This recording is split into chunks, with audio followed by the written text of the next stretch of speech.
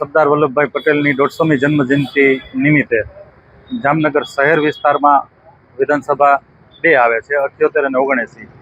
એમાં 78 વિધાનસભા અને 79 વિધાનસભાનું અત્યારે ખૂબ ડિટેલમાં માઇક્રો પ્લાનિંગ એકતા યાત્રા જે લઈ જવાની છે એનું માઇક્રો પ્લાનિંગ માટે સમગ્ર ટીમ સાથે અત્યારે અમે મુલાકાત કરી રહ્યા છીએ। 14 તારીખે સાંજે 4 વાગે સરદાર સાહેબની પ્રતિમાને ફૂલહાર કરીને ત્યાંથી યાત્રાનો પ્રારંભ થશે, એકતા યાત્રાનો। અને એ 79 વિધાનસભાની આ યાત્રા છે એ વિવિધ અલગ અલગ સ્થળોએ થઈને 8 થી 9 કિલોમીટર જેટલા વિસ્તારમાં ફરીને છેલ્લે જ્યાં સમાપન થવાનું છે ત્યાં સમાપન થશે। અલગ અલગ જગ્યાએ મેડિકલ કેમ્પની સુવિધાઓ હશે, સ્વદેશી મેળાનું આયોજન કરવામાં આવશે, સ્વદેશી થીમ ઉપર સાંસ્કૃતિક કાર્યક્રમનું આયોજન કરવામાં આવશે, પીવાના પાણીની વ્યવસ્થાઓ કરવામાં આવશે અને છેલ્લે જે એન્ડ પોઈન્ટ છે યાત્રાનો ત્યાં હળવું એક નાસ્તાની વ્યવસ્થા પણ કરવામાં આવશે। શહેરના નાગરિકો, વિવિધ શૈક્ષણિક સંસ્થાઓ, આર્મી, નેવી તમામ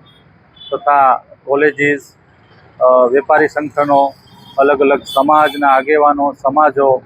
આ બધાની સાથે મિટિંગ કરવામાં આવેલી છે। અને ફરીથી પણ હું આપના માધ્યમથી આજે પણ અનુરોધ કરું છું કે તારીખ 14 વાગ્યે જે આ સ્થળમાં જે સરદાર સાહેબની પ્રતિમા છે ત્યાંથી યાત્રાની શરૂઆત થવાની છે એમાં, અને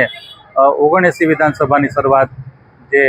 નવું કોર્ટ બિલ્ડિંગ છે એની સામે મેદાન છે ત્યાંથી 16 તારીખે સવારે 8:30 કલાકે એકતા યાત્રાની શરૂઆત થવાની છે। એ બંને કાર્યક્રમોમાં શહેરના પ્રબુદ્ધ નાગરિકો સહિત તમામ લોકો બહોળી સંખ્યામાં જોડાય અને ભારત દેશને આઝાદી અપાવવામાં, ભારતના એકીકરણમાં જેમણે સિંહ ફાળો આપેલા છે એવા શ્રી સરદાર સાહેબના 150મી જન્મજયંતિને આપણે એક હાર્દિક રીતે એક પુષ્પાંજલિના સ્વરૂપે ભારતની એકતા અને અખંડિતતા ટકાવી રાખવા માટે જેણે ફાળો આપેલો છે એવા સરદાર સાહેબના આ 150મી જન્મજયંતિ નિમિત્તે સૌ સાથે મળીને આ કાર્યક્રમમાં જોડાઈએ।